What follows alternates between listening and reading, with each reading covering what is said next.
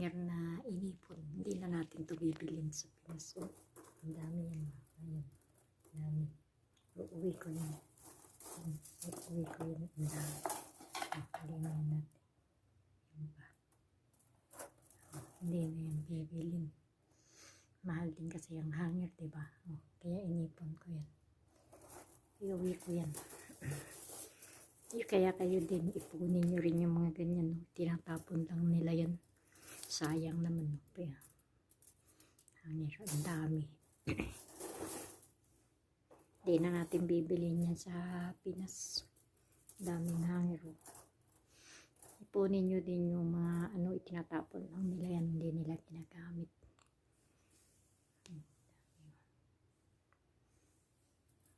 Okay naman yan. No? Kung hindi nyo rin magamit, pwede din yung gawin panali-nali. Kung magpapapackage kayo, isingit nyo lang yan. Okay na. Babay na.